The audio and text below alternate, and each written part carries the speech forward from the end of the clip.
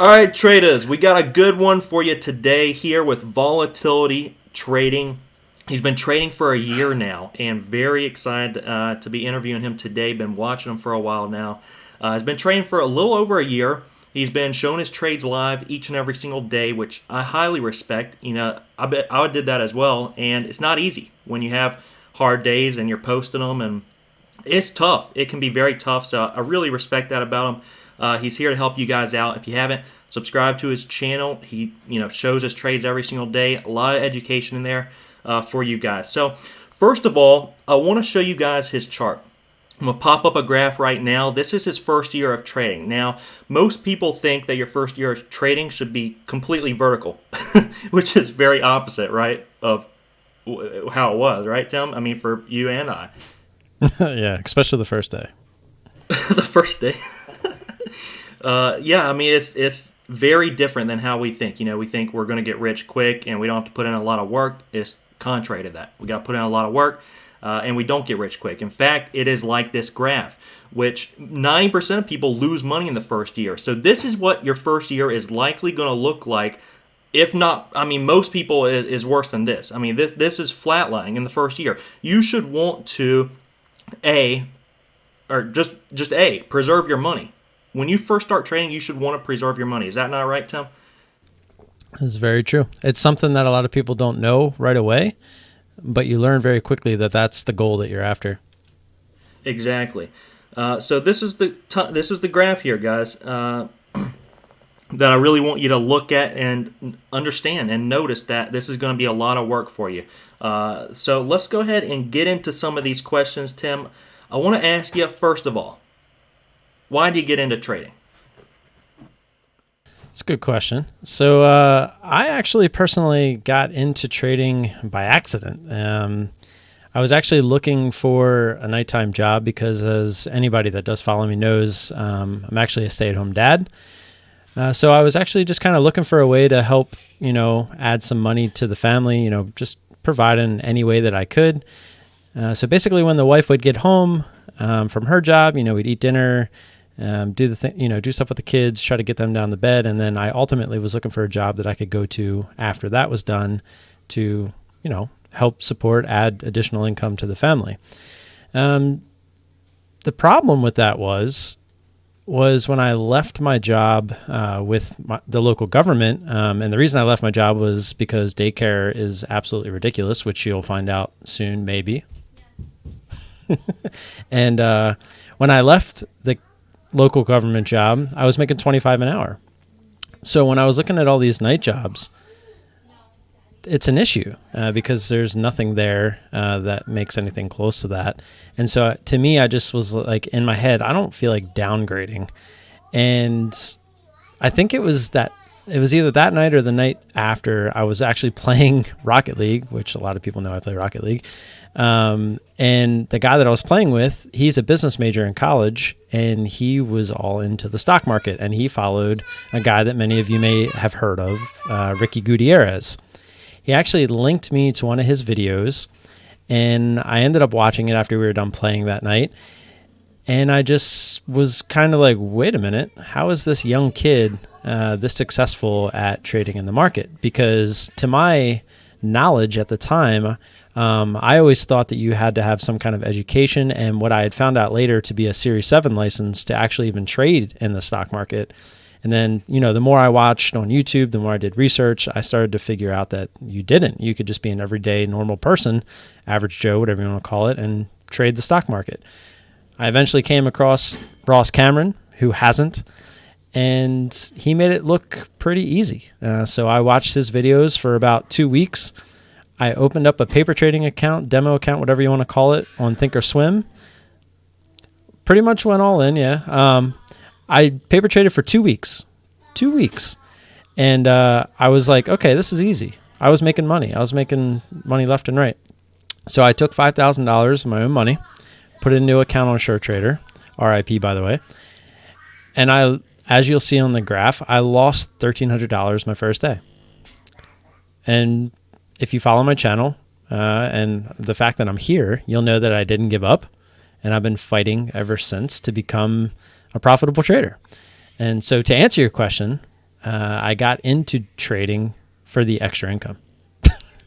That's an extensive answer, but yeah, the end goal was, just to provide for the family as best as I could. That's admirable, honestly. I mean, there's people who want to do this for many different reasons, for the lifestyle, for the freedom, some for the material stuff, you for your family. I mean, that's very admirable. So that leads me to my second question, though. Right off of that first one is, what did you find most surprising? When you started watching those videos by Ricky, by Ross, getting into trading, you were paper trading, and then you opened up an account after 2 weeks. When you went live, what did you find most surprising about being live and trading with real money, with real cash, with real emotions? You just answered it right there, is the emotions.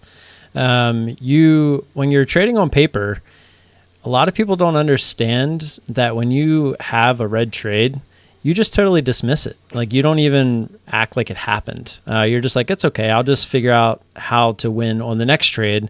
And that red trade had absolutely no effect on you overall. However, when you're live, when you take that $1,300 hit on your first day, you can't just start with $5,000 the next day. Like, you now are at $3,300, or what did I say? $3,700. So you feel that, like, inside, like, a lot. Like, when you lose over 20% of your account in one day, and you have no idea, it's at that moment that you realize you don't know what you're doing.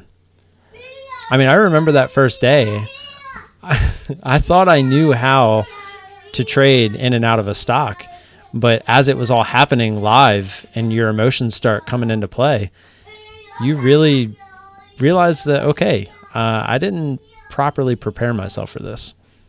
So that, to me, would be the most surprising thing. Okay. And I remember that trade. It was OCX, by the way, wasn't it? No, that was actually later on. Oh, okay. But yeah. No, yeah, you can bring up bad memories. It's okay. Here we go. I'll cut that out.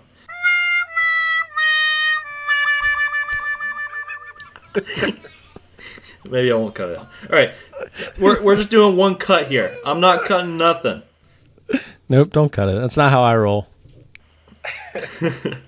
Tell me about some of the aha moments that first year then, and how did you grow? I'm assuming one of the aha moments was that first day. You realized this isn't a joke. This wasn't paper money. I worked hard for this money. That is very true. It actually brings me, this is actually something I just thought of as you're saying that, and it was a huge aha moment for me, was something called the Dunning-Kruger effect. I've brought this up in a lot of my Friday night live streams. I've brought it up in the ISW chat. I've brought it up a lot because it's very true. And that first trade that I made on my live account is the perfect example. If anyone doesn't know what the Dunning-Kruger effect is, just look it up. It'll be like one of the first images that pops up, but it's basically a graph with a big U on it. And essentially what it's telling you is that you're overconfident and you think you know everything about something, and you don't have any experience. So you're at the top of that U. And as you gain experience, that U starts to come down because you start to realize that you don't know anything, especially when you get humbled very quickly by a trade where you lose $1,300. So one of the things is, one of the aha moments was that, you need to realize quickly that sometimes you just don't know anything. Don't act like you know it. The market doesn't care if you know or you don't know. It's out to take your money. So you need to figure out, it's not a pride thing. We're here to make money, not be right. That's really one of the main ones. Another one I know that we kind of relate to a lot is I started relating my trading to poker. I still play here and there, but not like I used to. But I never really thought to relate the two. But they have so much in common. You'll hear a lot of people say only trade your A+ setups.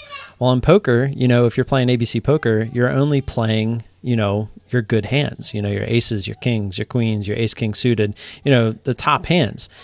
In the market, it's actually a lot easier. You can come to the market and have that one or two setups that are those pocket aces, pocket kings, and only trade those, right? So the more quickly you realize that that's possible, it's amazing.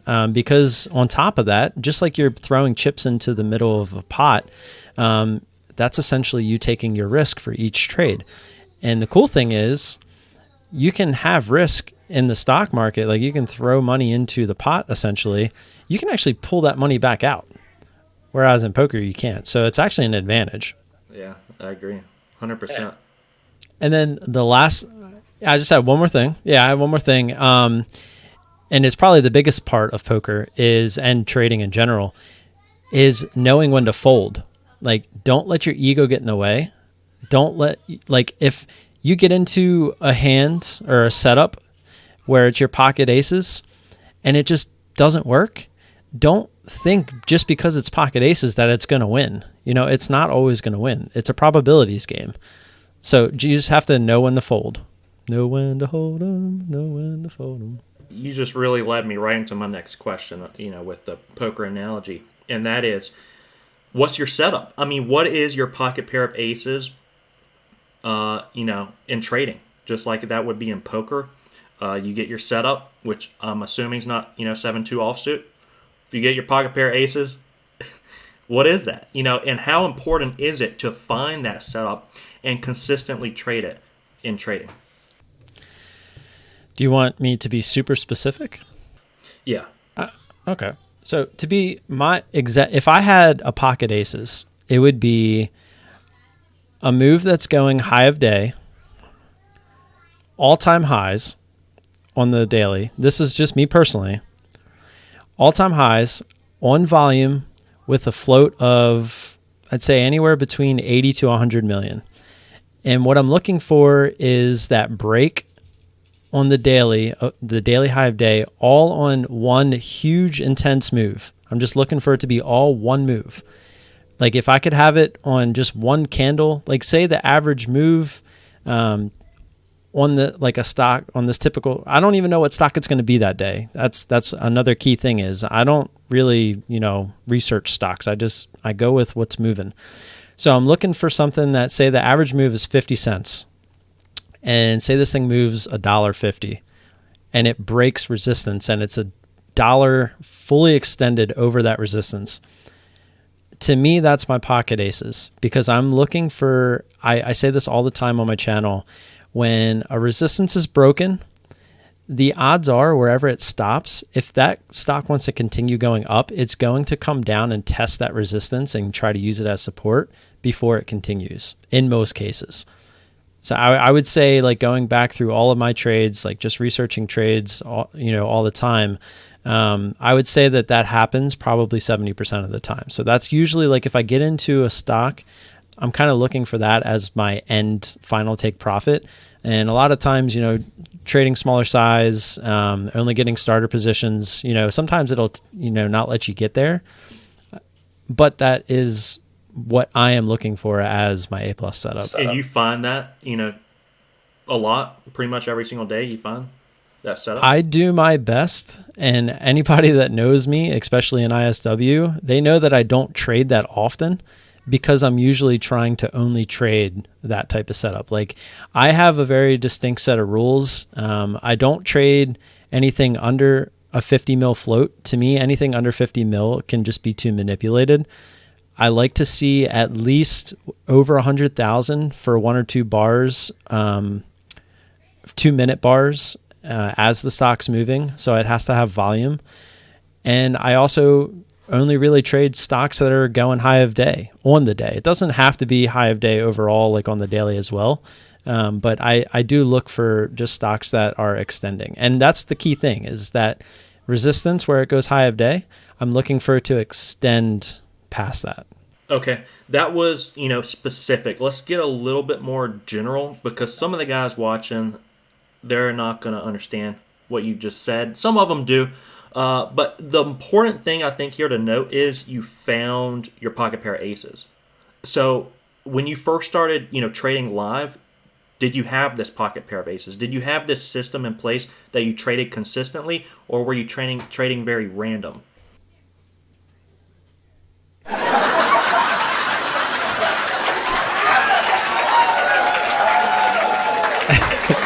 That was just me laughing at you, acting like I had some kind of idea when I first started trading. Yeah, no. When you first start trading, Was the rhetorical. first, yeah, I know, the first 6 months or so, I would say at least 6 months, you're going to be kind of finding yourself.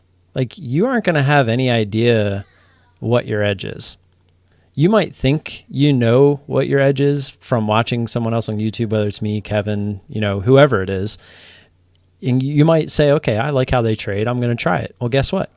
Try it. Like that's the whole point, is to find your edge, find what fits. Why is it so important to find your edge? It's important to find your edge because one, it needs to be profitable. It also needs to be something that you enjoy, right? If you woke up every day, Kevin, and you didn't enjoy what you were doing, would you want to do it? The answer is no to everybody, I would hope. It doesn't matter to me. It almost doesn't matter how much money you make. You hear it all the time. These people that are making, 6 figures and they end up quitting their job to become an entrepreneur when they know that they might not make it because they just didn't like their job. Well, this is no different. When it all comes down to it, this is a job, but you still have to enjoy it. For me, I enjoy getting up every day. And at first, when I first started trading, when you look at the graph for the first 5 or 6 months, I enjoyed it, but not really because I didn't know what I was doing. And I didn't have I felt like I didn't have a purpose yet. Yeah. So when you find that edge, you get your system in place, you know what you're going to trade each and every single day. You have rules in place. It's not random. We go over that all the time. Random trading is equals random results. Random results. Yeah, exactly. So you got your system in place, and you do the same thing every single day now. That's what consistency is. Doing the same thing each and every single day. All right, Tim. Number 5, one quick piece of advice for new traders. What's one tip you would love to give traders that are just now starting their journey after you're a little over 1 year into it? Looking back, what will you tell, the old Tim? Pretty much exactly what we were just talking about. Find that edge. Find the strategy.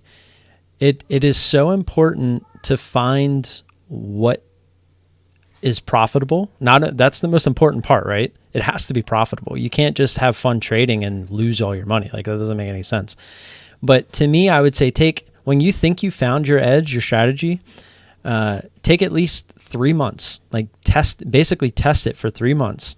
And if you find out that it is profitable and you still enjoy it after 3 months, then that's when you really start to hammer down on it. Find out everything there is to know about it. Know what the whats, the ifs, the ands, the buts. What if you're in a trade and it goes high of day? What if it goes low of day? What if it consolidates? What if it, halts going up? What if it halts going down? You need to know everything there is that could possibly happen while you're in that trade for that strategy. And just one, I'm just saying just one. You should, until you can perfect and be profitable with one strategy or edge. I keep saying both, but it's really the same thing. You shouldn't be looking at other ones because it's just going to complicate things and it's going to make everything take a lot longer. So really what I like to call it is when you perfect that one strategy, it becomes your bread and butter. So if you are struggling, you know that at any given time, you can come back to just that one strategy and really just kind of milk that until you kind of get your confidence back up. So if there's one thing I could tell you, it's to not overcomplicate things. Really just keep it simple. Find that edge strategy. Make sure it's actually profitable. Make sure it's enjoyable. And at the same time, realize that trading is boring. It really is. When it comes down to it, you should not be trading for enjoyment, like for entertainment purposes, because that's how you lead to over trading and stuff like that. And that's just a no-go, which Kevin can tell you plenty about that. So guys, don't overcomplicate the trading. I'm going to insert an image right here. This is overcomplicating your trading. This is the holy grail. You don't want to do that. Guys, thank you so much for watching. Tim, thanks for taking the time to do this. Really appreciate it. I think this is going to be really beneficial to guys, just getting started, whether they're just getting started right now or, they're within that year period. You figured out a lot of stuff very quick. you were at it a lot quicker than I was, for instance. So it takes different time per individual. Some are faster, some are slower. But it's all about continuing the race, persistency, and patience. You guys will get it. Thank you so much for watching, guys. Subscribe to Tim. Put a link in the down in the comment section below. Click that link. Go subscribe to him. Like the video if you haven't already. And traders, we will see you all first thing tomorrow.